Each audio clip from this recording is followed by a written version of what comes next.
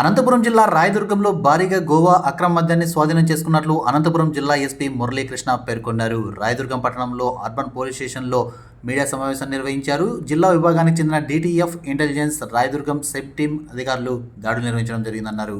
ఉడేగొలం highway వద్ద Eicher వాహనంలో పట్టుబడడం జరిగిందన్నారు. 147 బాక్సుల గోవా మద్యం, 7,496 కిలోల కేబుల్ బాక్సులు ఐచర్ వాహనాన్ని స్వాధీనం చేసుకుని కేసు నమోదు చేసుకుని దర్యాప్తు చేస్తున్నట్లు ఎస్పీ మురళీకృష్ణ తెలిపారు.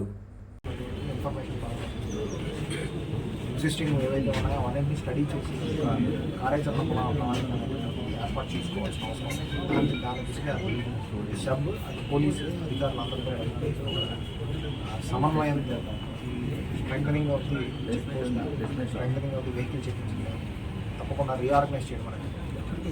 So one more question sir. ఇప్పుడు 4,52,000 అన్నారు సార్ మద్యం వేలు. అది గోవా రేట్ కట్టారా మన ఆంధ్ర రేట్?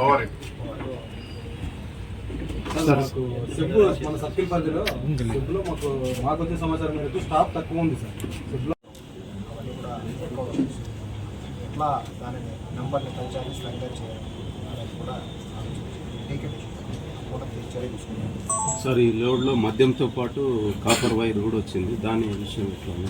అదే మొత్తం దానిని కూడా ఇది వీళ్ళు ఆ మెటీరియల్తో పాటు దీనిని అక్రమ రవాణా చేస్తున్నారు కాబట్టి దానికి ఉపయోగించినటువంటి వెహికల్ కానీ దాన్ని తీసుకెళ్ళేటటువంటి వాటి మధ్యలో ఏదైతే కాపర్ వైర్స్ తీసుకుంటున్నారో వాటిని కూడా అన్నింటినీ కూడా మనం చట్ట ప్రకారం సీజర్స్ ప్రొసీజర్ ఏదైతే ఉందో దాని ప్రకారం సీజ్ చేయడం జరిగింది. సో అవన్నీ దాని వాల్యూ అంతా కూడా కలుపుతుంది. దాదాపు 20 లక్షల వరకు మద్యం విలువ మాత్రం అక్రమంగా చేసింది. అక్కడ ఇచ్చిన దాంట్లో 4 లక్షలు.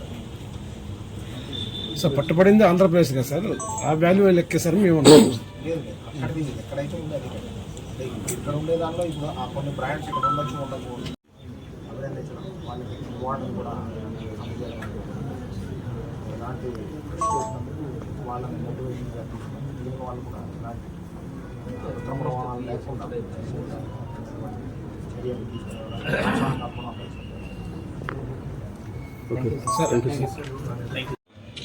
చర్యలు ఎంతమంది అరెస్ట్ చేశారు? ఇద్దరిని అరెస్ట్ చేయండి.